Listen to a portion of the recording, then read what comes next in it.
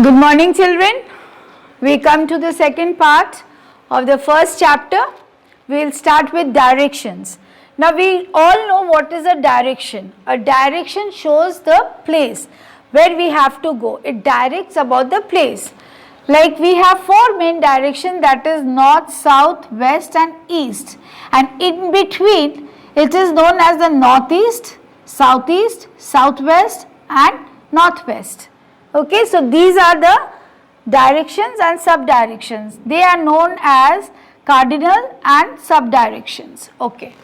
Now let us continue with this directions. Directions are an important part of map. Most have an arrow marked with the letter N in the upper right hand corner indicating the northern direction. This is called the north line and it helps in finding the rest of the directions easily. Now you can underline over here. What is the north line? The letter N in the upper right hand corner indicates the northern direction. This is called the north line. And what does it do? It helps in finding the rest of the directions easily. Okay. I hope you all are underlining.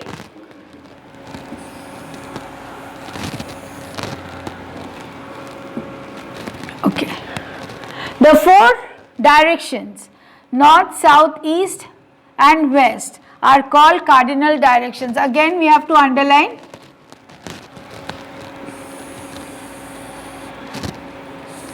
North, south, east and west is cardinal directions, and the four sub directions are northeast, NE, that is a shortcut, southeast, SE, southwest, SW and northwest, NW.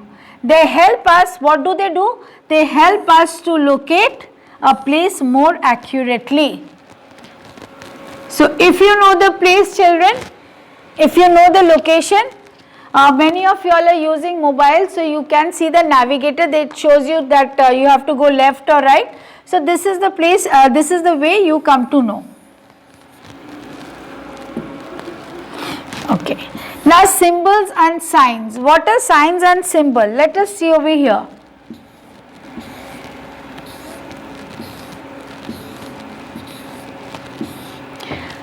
There are some signs and symbols over here as well as over here, and these two. You will see over here, I think it's blurred. Over here there are mountains and one blue line is there, and then there is one tree. They symbolize that, you can see it in your book as well. Mountain is this peaks they are showing, and then river is this blue line, capital, a star and a circle. So this is the way they symbolize. Let's see now why symbols are used. Signs and symbols. Signs and symbols are used on maps to show different places or features of a region. Symbols are small pictures that represent different features on the map. They are often drawn to look like what they represent. For example, a triangular shape is often used to denote a mountain. As I said, children, a triangular shape denotes a mountain. Denotes means it shows that there was a mountain. There is a mountain in that place.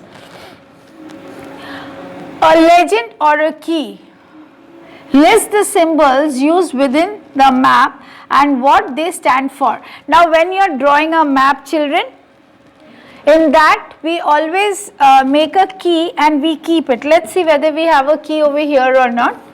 Then I will be able to explain you more nicely.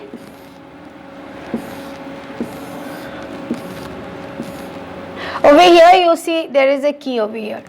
There is something in red and black. The blacks indicate that these are the capitals and the red is telling us about the capital of India. Okay. Okay. Now we have specific colors as well, children. The colors for mountain we use brown and for water bodies we use blue. Generally all maps use a standard colored scheme, so to depict various landforms and altitudes in maps. For example, water bodies are depicting using blue color. Similarly, brown is used to show hilly or mountainous region. Okay children?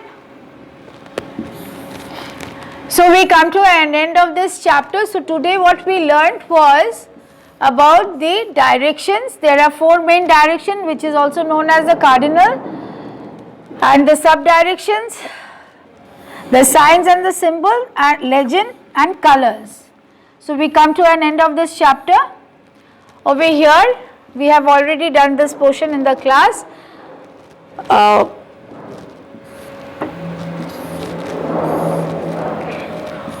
Okay children, so thank you so much. Take care, bye and be safe.